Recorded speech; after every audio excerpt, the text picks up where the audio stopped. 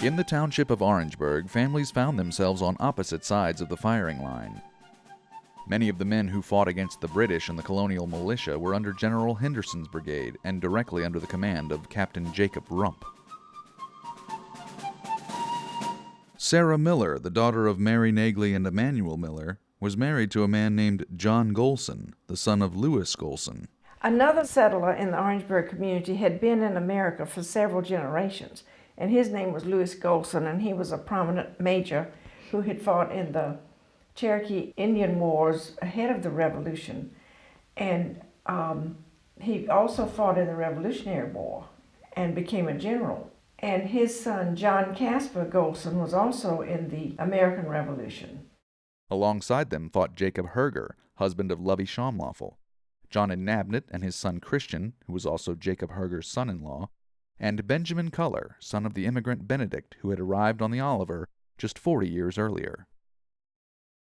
Jacob Wanamaker and Jacob II, a lieutenant, also fought with the Patriots under Captain Rump.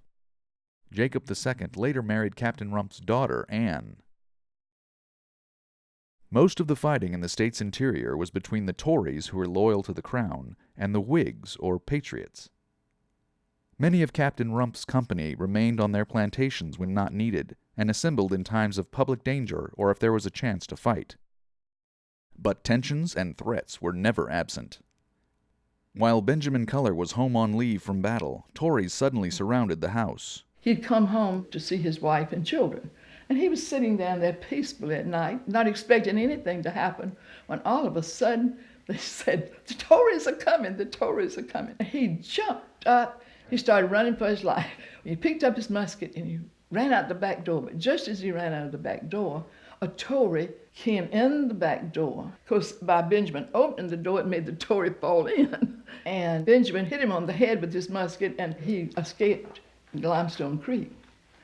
I tell my grandchildren that, I don't know that this is true, but I think it worked, that he got a reed, so he could stay under the water so the Tories couldn't find him, and he breathed through that reed. But anyway, the Tories couldn't find him, and they came back home and they said, "You'll find your husband outside dead," So his wife just was terrified during the night because she was scared to go out at night. But the next morning, she and her oldest daughter went out, and they thought they were going to find Benjamin's body. But instead of finding Benjamin's body, they heard this familiar whistle come out of the thicket, and they knew that Benjamin had escaped and was alive. Also in Captain Rump's company was a man named Bill Cunningham. Cunningham had a brother who was a Tory.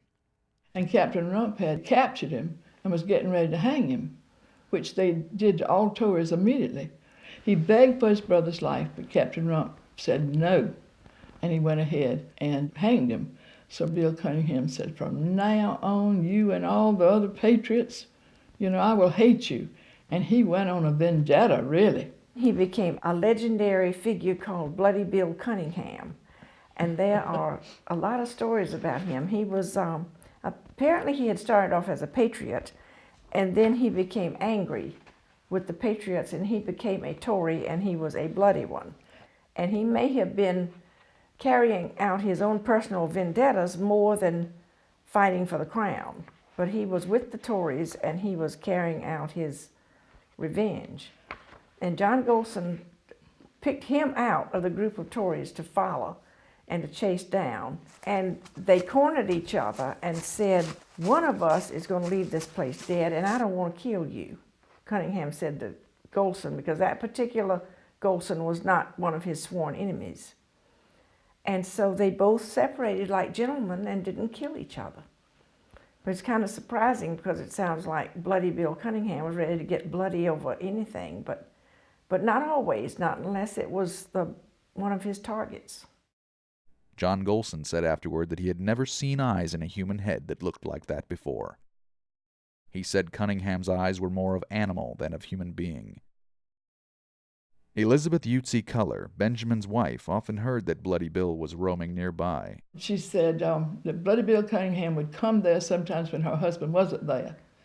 and would make her run down some chickens and kill them and cook them for him. She remembered that. In nearby Ridge Spring, Michael Watson and his wife Martha were industrious and successful planters. Michael united with the Whigs against the British and as a chosen leader drew the attention of his enemies and the respect of his comrades. He fought the Tories on a number of occasions. In 1780, when South Carolina was considered a conquered province, Captain Michael Watson refused British protection, or parole as it was called. Because of his steadfast loyalty to the cause, he was arrested and thrown in prison in the town of 96 for 2 or 3 months. The Tories made life difficult for all those in favor of independence. One day, while her husband was away, Martha Watson sent 2 slave boys to the Watson mill with corn. When the boys rode up, the mill was on fire, and the Tories who were standing around took immediate possession of the horses, emptying the corn on the ground, but keeping the sacks for their own use. Determined to add insult to injury, they rode these very horses by the house of the rightful owner, and tauntingly told Mrs. Watson that her mill was on fire, that they had just seen the roof fall in. Seeing the Tories on her husband's horses, and knowing that they had burned the mill, she was exasperated beyond all control, and replied to them, "Yes, and I hope that I shall have bread for my children to eat, while you are singeing in hell." The millstone from that mill has been recovered and is still in the family. During the summer of Michael's imprisonment, Martha and her children were living in destitution. The Tories had left behind a little mule because they felt it was too insignificant for their uses. Martha frequently rode that mule, traveling alone for 36 miles in a night to visit her husband in prison in 96. Captain Watson and another prisoner were transferred to Charleston and confined in the Provost Dungeon. This is the same dungeon where at one time 3 signers of the Declaration of Independence were held. There, in the damp and ill-ventilated cells, their sufferings were intense. The smallpox and measles added new terrors to their horrific conditions. While Captain Watson was in the Provost Dungeon, his wife Martha, being 7 months pregnant with her 4th child, and accompanied by her friend Miss Charity Cotton, rode their little mule 165 miles to Charleston. Mrs. Watson was small and beautiful with wonderfully thick long hair. This journey required her to pass through the British lines, and by her beauty, address, and kindness she was able to make her way to where her husband was imprisoned. She had wound a rope around her body under her clothing and carried files in her hair. With these aids, Captain Watson and 10 others made their escape. Martha was indeed a heroine and a patriot. Near the close of the trouble in South Carolina, in May of 1781, Michael Watson heard of a group of Tories near Dean's Swamp in Orangeburg District. Captain Watson and his men decided to attack the Tories' position.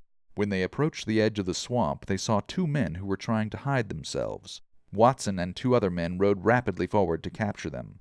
Watson was the first to discover that these 2 men were only a decoy. The Tories poured upon their assailants with well-directed fire and brought down Watson and others of the most prominent Whigs. Captain Watson lived until they reached Orangeburg town, where he died May 5th, 1781, and was buried there. His last words were, "Boys, don't let them get you." He had 1 surviving son, Elijah. After Michael passed on, Martha Watson married Jacob Odom. George Washington reportedly visited Martha and her family when he toured the South after the war. He is said to have held Martha's oldest daughter, 13-year-old Mary Watson, on his knee and given her a gift of a Louis XV snuff box to show his appreciation for the family's hospitality and patriotic service during the war. Inside this snuff box was a $20 double eagle gold piece. The snuff box is still in the family today, although the $20 gold coin disappeared during the Great Depression. On May 3, 1788, South Carolina ratified the Constitution of the United States and with that became the 8th state to enter the Union. Benjamin Culler survived the Revolutionary War. He is credited with donating 50 bushels of wheat to aid the widows and orphans of the men who died for our freedom. He also received land grants for his war service and for his generous donation of beeves, or cattle, to feed families of war veterans. He lived until at least the year 1800. Benjamin Culler's body is buried beneath a grove of walnut trees on a hill about a half a mile east of Limestone Creek. The life of this man is one well worth recording. In him we see the type of man we all admire, the strong, brave, rugged pioneer and patriot.